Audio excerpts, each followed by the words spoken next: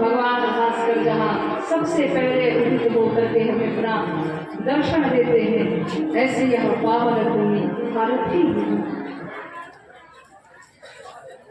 भारत भूमि की महिमा का गुणगान किया। षष्ठम स्कंद में नारायण कवच की कथा आई है।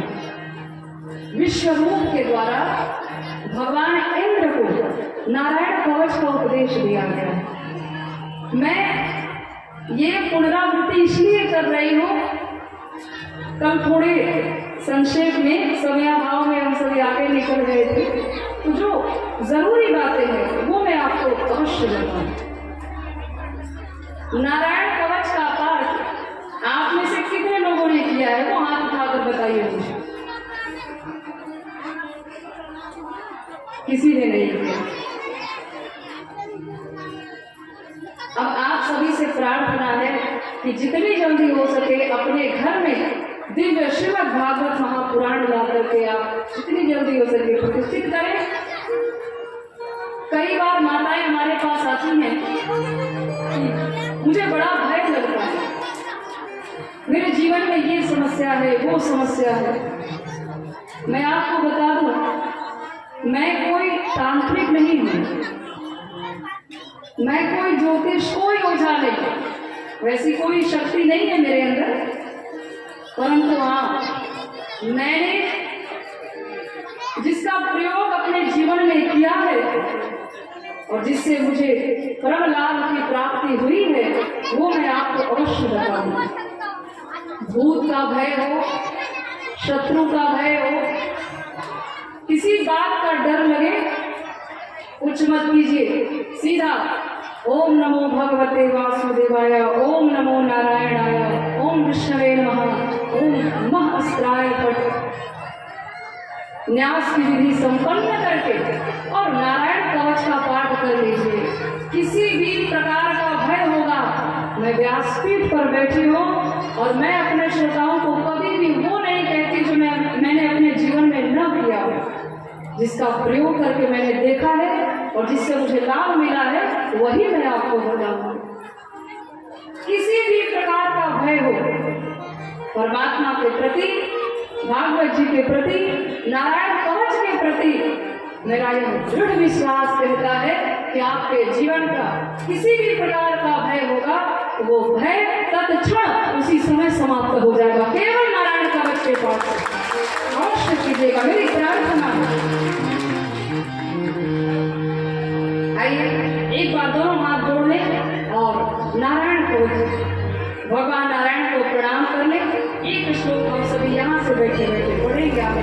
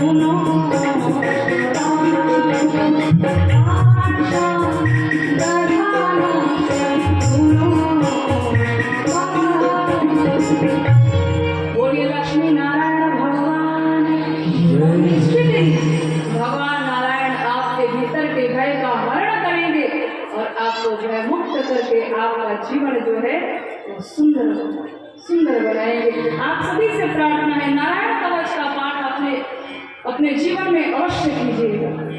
मैंने करके देखा था और बहुत ज्यादा परेशानी हो लगे कि जिंदगी में कुछ भी अच्छा नहीं हो रहा है तो सुंदरकांड का पाठ कीजिएगा। बाकी मेरे पास कोई उपाय नहीं है। ये दो उपाय मैंने अपने जीवन में किए हैं जिसका परम लाभ मुझे प्राप्त हुआ है। सुंदरकांड का पाठ जो भी करता है ना सज्जनों, उसके जीवन का हर कांड सुंदर हो जाता है। सब कुछ सुंदर, जो चाहेंगे बस मन में चाहो और वो तुरंत मिल गया। मेरी प्रार्थना है सुंदरकांड का पाठ अवश्य कीजिए और कभी भय लगने लगे, भय सताए तो नारायण कवच का पाठ अवश्य कीजिए। प्रहलाद जी की कथा आप सबने श्रवण की और प्रहलाद जी ने भगवान से मांगा कि प्रभु मेरे पिता की जो अधोगति, मेरा पिता जो पड़ा है इसकी अधोगति नहीं होनी चाहिए, इसे परम गति की प्राप्ति है। प्रहलाद जी कहते हैं प्रभु यद्यपि पिता का स्वभाव थोड़ा कठोर होता है, लेकिन मैं आपसे निवेदन करूं यदि मेरे पिता ने मेरे प्रति इतनी कठोरता न दिखाई होती तो आप भी खंबे फाड़ करके मुझे दर्शन देने हेतु ना आए होते। तो मेरे पिता की कृपा है। देखो भगवान के जो भक्त होते हैं ना वो किसी को दोष नहीं देते कि उसके कारण हमारा ऐसा हो गया, उसके कारण हमारा ऐसा हो गया। वो सदैव सब पर प्रेम न्यौछावर करते हैं। हाँ मेरे भाग्य में ऐसा था तो मुझे मिल गया, बाकी दुनिया में किसी का कोई दोष नहीं है। और पिता के प्रति जो प्रेम था, और पिता के प्रति प्रेम होना भी चाहिए ना। यहाँ पर जितने पिता बैठे हैं उन सबको मैं व्यासपीठ से प्रणाम कर रही हूँ। बच्चे भी बैठे हैं, बच्चों के पिताजी भी बैठे हैं। ध्यान दीजिएगा सज्जनों, माँ के लिए तो बहुत कुछ कहा गया है, परंतु पिता क्या है जानते हैं? जैसे वृक्ष में कितने फल लगे हैं वो तो सबको दिखाई पड़ता है, परंतु जिसके बल पर वो वृक्ष खड़ा है वो जड़ किसी को दिखाई नहीं पड़ता। वो जड़ पिता है जो आज सब इस प्रकार पंडाल में विराजमान है। जिंदगी में सब कुछ मिल जाता है, परंतु एक श्रेष्ठ पिता को इसी विरले को भी प्राप्त होता है।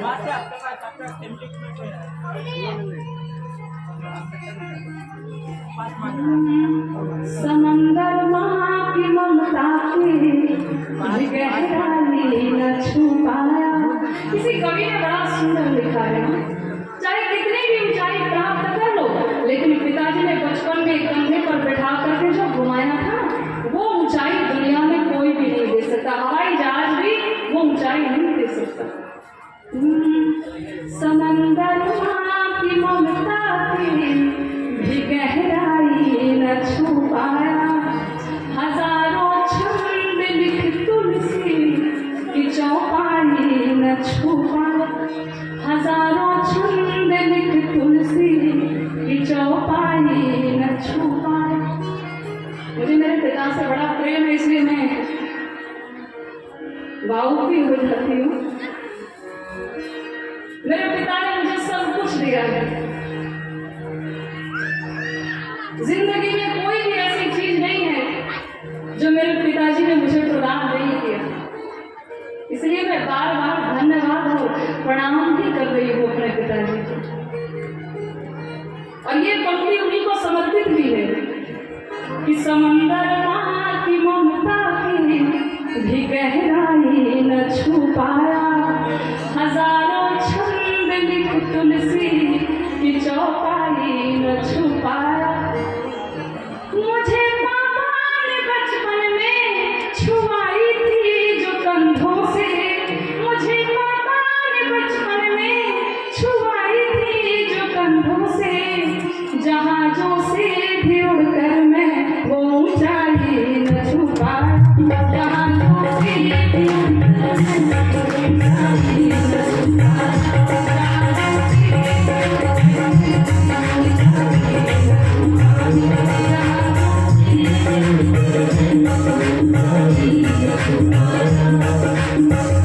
वो बेटा वो बेटी अत्यंत भाग्यशाली है जिनके सर पर पिता के आशीर्वाद का हाथ है। पिताजी है तो अपना भाग्य मनाइए, परमात्मा को धन्यवाद दीजिए कि प्रभु हमारे माता पिता दोनों सलामत हैं। जब तक माता पिता होते हैं ना सज्जनों, बड़ा बोझ सा दुनिया वालों को लगता है, बड़े बोझ है। लेकिन ध्यान रखना, जब तक माता पिता होते हैं तब तक एक पुत्र भाग्यशाली होता है, भाग्यवान होता है। और जिस दिन माता पिता इस दुनिया से चले गए, दुनिया की सारी संपत्ति भी यदि आपके पास है तो भी आप अभागे हैं, आपसे अभागा दुनिया में कोई नहीं हो सकता। एक दृष्टांत है, बड़े भाव से समझिएगा। एक पिता ने अपने बेटे को खूब पढ़ाया लिखाया। पिता किसान था, अपने बच्चे को जितना अधिक से अधिक हो सके मेहनत करके खूब पढ़ाया लिखाया, उसे श्रेष्ठ बनाया। और वही बेटा जब बहुत बड़ा अफसर बन गया तो गांव में रहता वो पिता दूसरों के मुख से सुनता था, अरे तुम्हारा जो बेटा है ना वो बहुत बड़े ऑफिस में बैठता है, बहुत सुंदर कुर्सी है उसकी, और चारों तरफ लोग, गांव के लोग तो ऐसी ही बातें करते हैं, उसके आगे पीछे नौकर घुमा करते हैं, बड़े घाट हैं तुम्हारे बेटे के। अब उस पिता को बड़ी प्रसन्नता हुई, उसने सोचा चलो एक दिन चल करके मैं भी जरा देख तो लूं कि मेरा बेटा कितने ठाट से बैठता है। जब आप आगे बढ़ेंगे ना जिंदगी में तो दुनिया के सारे लोग आपसे भले ईर्ष्या करें, परंतु एक पिता और एक गुरु भी ऐसा होता है जो बच्चा जितना आगे बढ़े उतने पिता और गुरु की उम्र बढ़ती जाती है। ऐसे पिताजी और गुरु। वो पिता हर्षित हुआ, सोचने लगा कि चल करके जरा अपने बेटे को देख तो लूं। गया, किसी ने बताया कि आपके पिताजी आए हैं। बेटे ने अंदर बुलवा लिया। ऑफिस में आए, पिता की आंखें भर आई जब अपने बेटे को देखा, इतने ठाट से बैठा है, खूब नौकर चाकर आगे पीछे लगे हैं, सहायक सब आगे पीछे घूम रहे हैं। आनंद से भर गया वो पिता। गया, अपने बेटे के सर पर हाथ रखता है, एक हाथ कंधे पर रखा, एक हाथ सर पर रख करके सहला रहा था और पूछा कि बेटा एक बात पूछूं? बेटे ने कहा हाँ पिताजी पूछिए। एक बात बताओ, मुझ में और तुम में दोनों में भाग्यशाली कौन है? तो बेटे ने जवाब दिया अकड़ते हुए, ये भी कोई पूछने वाली बात है क्या? मुझ में और आप में भाग्यशाली मैं हूं? भाग्यशाली तो मैं ही हूं ना, आप कहां से भाग्यशाली हो सकते हैं? पिता की आंखों से अश्रुपात होने लगे। पिता ने फिर से पूछा, बेटा एक बार और पूछता हूं, हम दोनों में भाग्यशाली कौन? बेटे ने कहा क्या बार बार एक ही प्रश्न कर रहे हो पिताजी? अरे भाग्यशाली मैं हूं, भाग्यशाली आप नहीं हो सकते। पिता को लगा कि ये कुर्सी मिल गई है ना, तो अभिमान से भर गया है। कोई बात नहीं, फिर भी आशीर्वाद दे करके वहाँ से निकलने लगी और निकास द्वार पर पहुँच करके पिता का मन है एक बार फिर से मुड़ करके अपने बेटे को देखा और देख करके पूछा कि बेटा, अंतिम बार पूछ रहा हूँ, मुझ में और तुझ में भाग्यशाली कौन है? तो बेटे ने रोते हुए जवाब दिया कि पिताजी, भाग्यशाली आप हैं, मैं तो अभागा हो गया, मैं तो अभागा हो गया। क्यों? पिता को बड़ा आश्चर्य हुआ कि उस समय कह रहा था कि भाग्यशाली मैं हूँ और अब कह रहा है कि भाग्यशाली आप हैं। बेटे ने कहा, हाँ पिताजी, उस समय मैं भाग्यशाली था क्योंकि आपके आशीर्वाद के हाथ मेरे सर पर थे, आपके आशीर्वाद का हाथ मेरे कंधे पर हाथ, तो भाग्यशाली तो मैं ही था ना। और इस समय तो सबसे बड़ा अभागा मैं हो गया जब आपके आशीर्वाद का हाथ हटा और आप हमसे दूर जा रहे हैं। वो बेटा उसी दिन अभागा हो जाता है जिस दिन पिता के आशीर्वाद का हाथ उसके सर से हट जाता है। माँ के लिए बहुत कुछ कहा गया, परंतु पिता की क्या भूमिका है।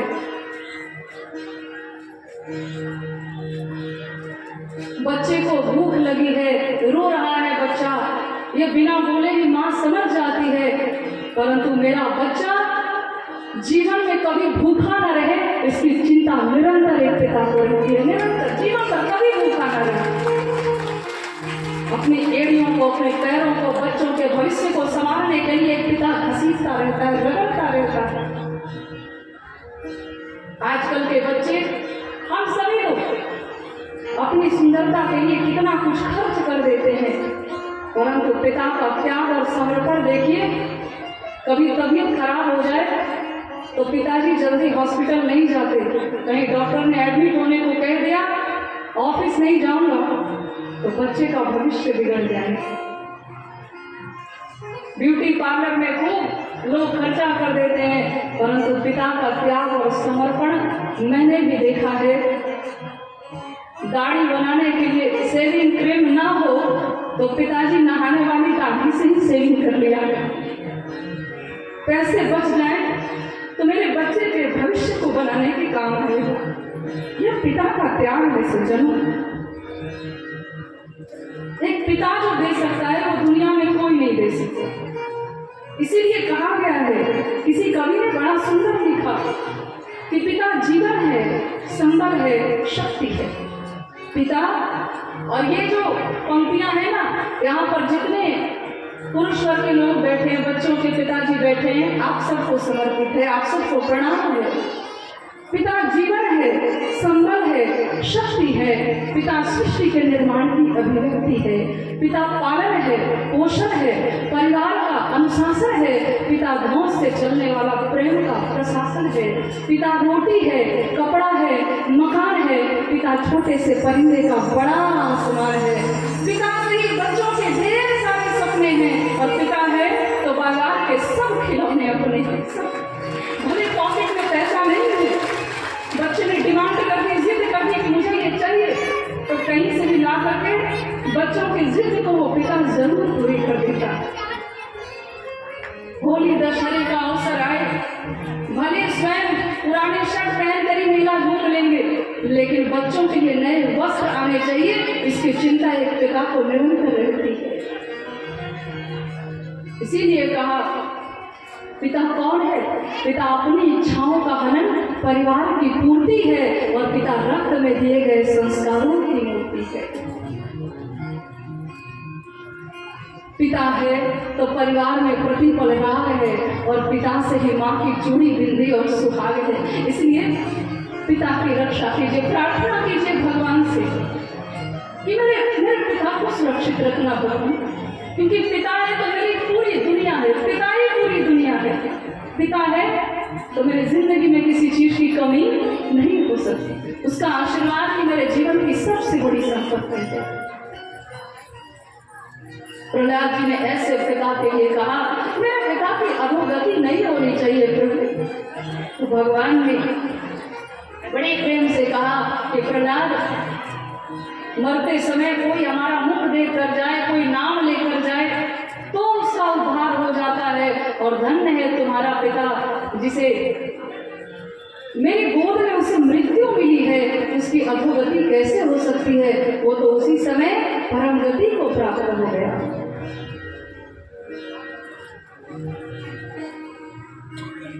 प्रहलाद जी ने कुछ नहीं मांगा। एक भक्त कहता है कि हे प्रभु, मैं तुझे देखूं तो देखूं, पर तू न मुझको देखना। ये एक भक्त की चाहत है, हे प्रभु मैं तुझको देखूं तो देखूं, पर तू न मुझको देखना, क्योंकि तूने यदि देखा तो फिर मैं मगरूर हो जाऊंगा। मैं तुझको चाहूं तो चाहूं, पर तू न मुझको चाहना, क्योंकि तूने यदि मुझे चाहा तो फिर मैं मशहूर हो जाऊंगा। और हे प्रभु मैं तुझसे मांगू तो मांगू, अरे मांगना तो मेरा स्वभाव है। मैं तुझसे मांगू तो मांगू, पर तू ना मुझको देना, क्योंकि यदि तुमने मुझको दिया तो फिर भक्त नहीं मजदूर कहलाऊंगा। प्रभु मजदूर कहलाऊंगा। काम के बदले में पैसा मांग लो, कुछ मांग लो, तो ये तो मजदूरी हुई ना। हम तुम्हारी सेवा करते, ये हमारा सौभाग्य है। उसके बदले में हम आपसे सब कुछ मांग ले कि सुख संपत्ति घर आवे, सब तो मांग ही रहे हो। अरे कष्ट मिटे तन का, सुख भी चाहिए, संपत्ति भी चाहिए, फिर बाकी क्या रहा? सब कुछ तो मांग ही लिया। भगवान से कहिए अब कछुनाथ न चाहिए मोरे, दीन दयाल अनुग्रह करो। एक भक्त ने तो कहा मैं तेरे दर पर रोज मांगता हूं, ये मेरी खता मत समझना, तेरे दर से ताल्लुक न टूट जाए, इसलिए मैं ये कथा रोज करता हूं। रोज मांगना भी है तो निष्काम भक्ति मांगिए। आइए अष्टम स्कंध में हम सभी प्रवेश करें। एक बार सभी लोग भाव और श्रद्धा से जय जयकार करें। बोलिए भागवत भगवान की, बोलिए श्री कृष्ण कन्हैया लाल की। अष्टम स्कंद जिसमें मनवंतरों का निरूपण किया है, मनवंतरों की कथा आई है। आचार्य सुखदेव भगवान श्रवण कराते हैं कि राजन, एक बार की बात है, चाक्षुष मनवंतर में गज और ग्राह के उद्धार हेतु भगवान नारायण कथा।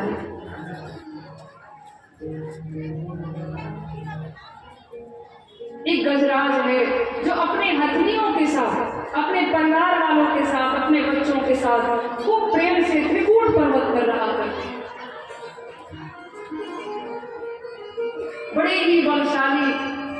एक दिन की बात है, सबके साथ घूमते घूमते भीषण गर्मी से संतप्त हो रहे गजराज को बड़ी जोर की प्यास लगी। अपने परिवार वालों को लेकर पहुंचे सरोवर के पास। सरोवर का जल पी करके अपनी प्यास बुझाई, और प्यास बुझाने के बाद ठंडा ठंडा जल जैसे ही देखा ना, तो मन में विचार आया कि थोड़ी जल क्रीड़ा कर लूं, बड़ा आनंद आएगा। अपने हथनियों को लेकर जल क्रीड़ा करने लगे। उसी समय उस सरोवर में एक ग्राह रहता था। ग्राह माने समझते हो?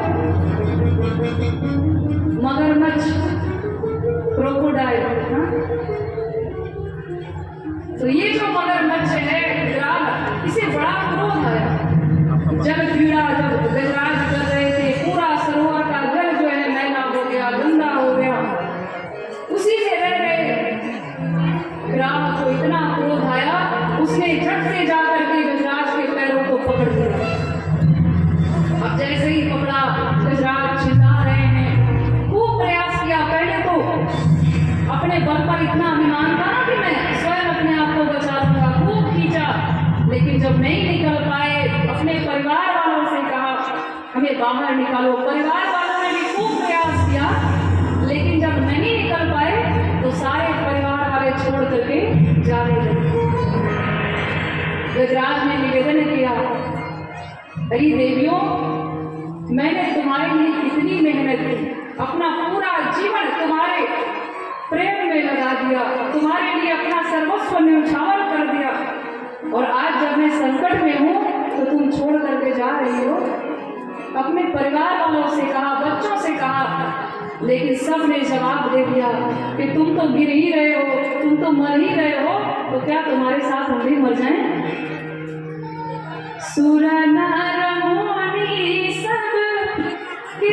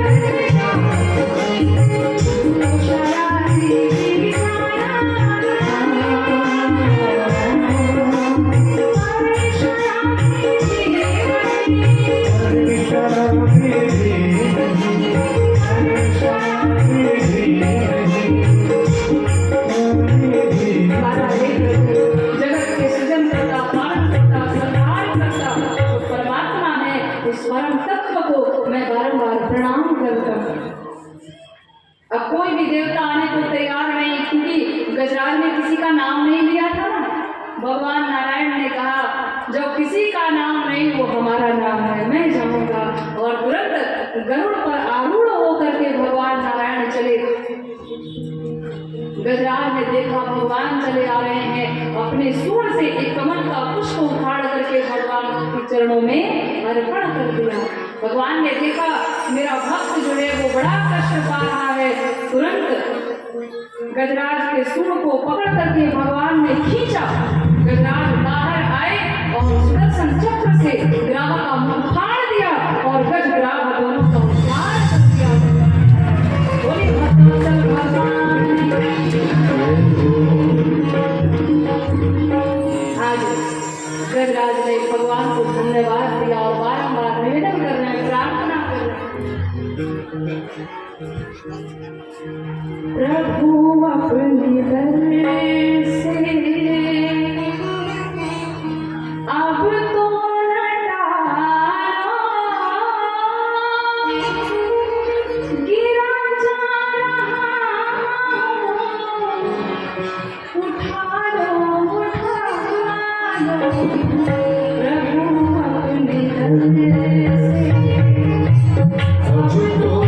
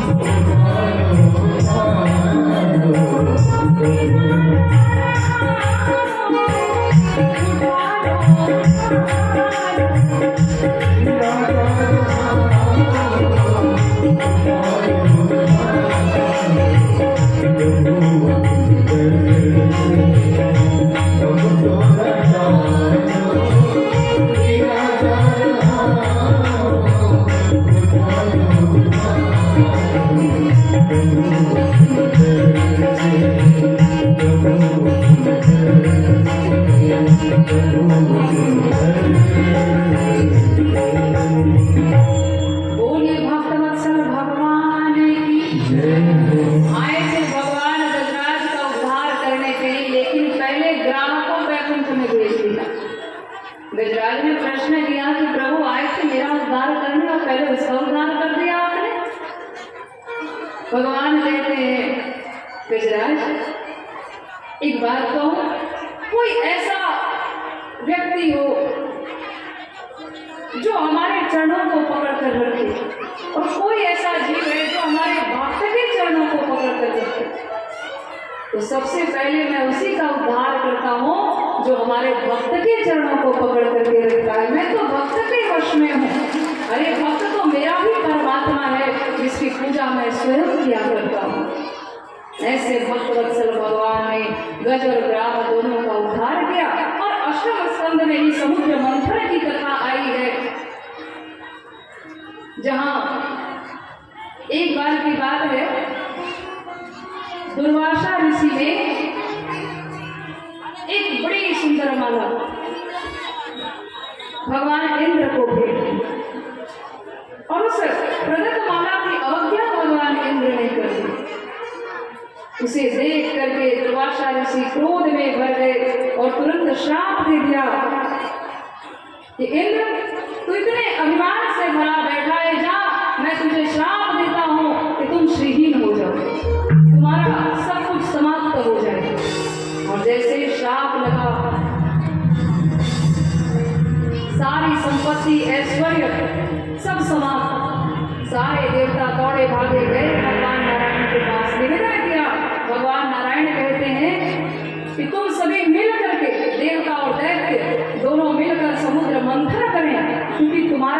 ऐश्वर्य है, तुम्हारी जो संपत्ति है, जो वैभव है, वो सब जाकर के समुद्र में समा चुका है, सब समुद्र में समाया हुआ है। यदि उसे पुनः प्राप्त करना चाहते हो तो तुम्हें समुद्र मंथन करना पड़ेगा। देवता और दैत्य दोनों मिलकर के समुद्र मंथन करते हैं। वासुकी नाम की नेत्री मंदराचल पर्वत की महानी भागलपुर में बड़ा ही सुंदर मंदार पर्वत है, मंदराचल पर्वत, जिसकी मखानी बनी थी।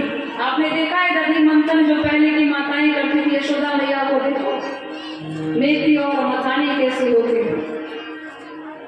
मुझे भी सौभाग्य मिला है उस मंदराचल पर्वत पर भ्रमण करने का, और फिर माँ भगवती की ऐसी कृपा हुई है कि इस वर्ष भी 9 अप्रैल से 16 अप्रैल तक वही माँ भगवती के मंदिर के प्रांगण में बड़ी ही दिव्य 7 दिवसीय श्री राम कथा का भव्य आयोजन किया गया है, जहाँ पर ये मंदार पर्वत मंदराचल पर्वत स्थित है।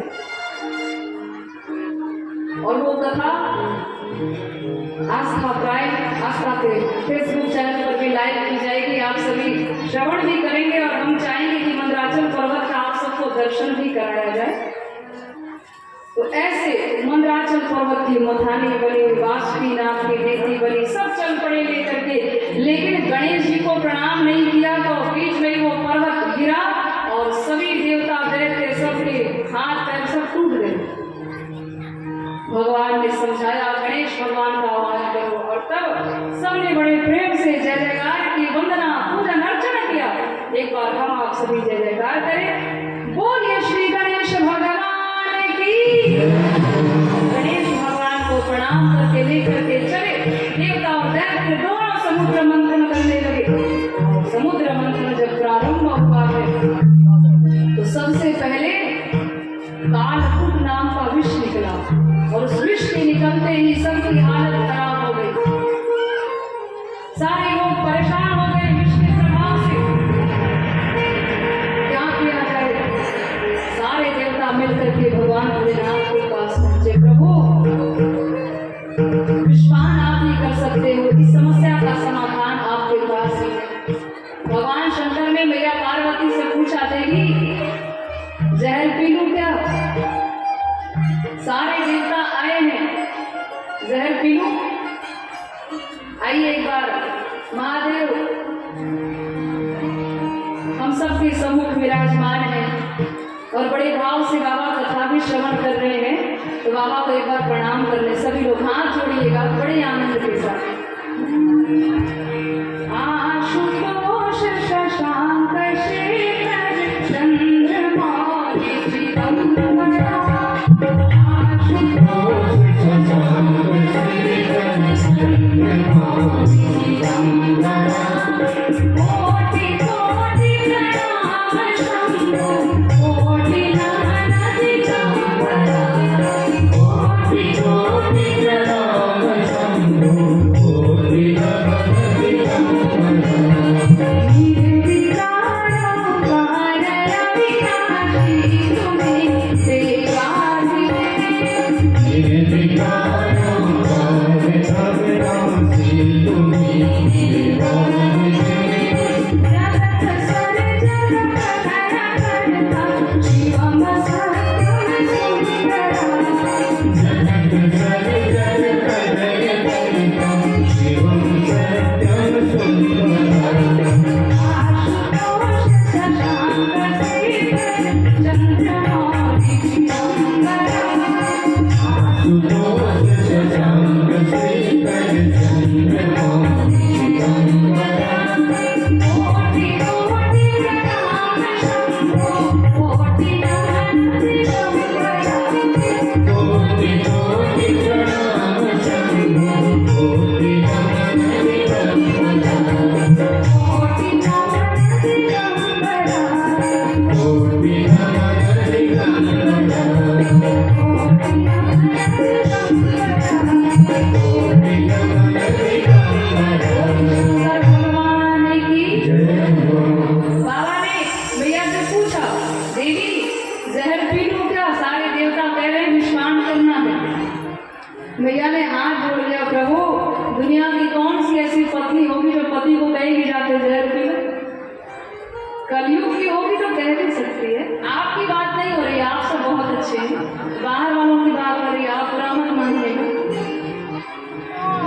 यहाँ की माताएं बहुत अच्छी हैं, वो नहीं कह सकते, लेकिन कलयुग की कई ऐसी दुष्ट नारियां हैं जो कहती थी जाकर जहर पी लो मर जाओ।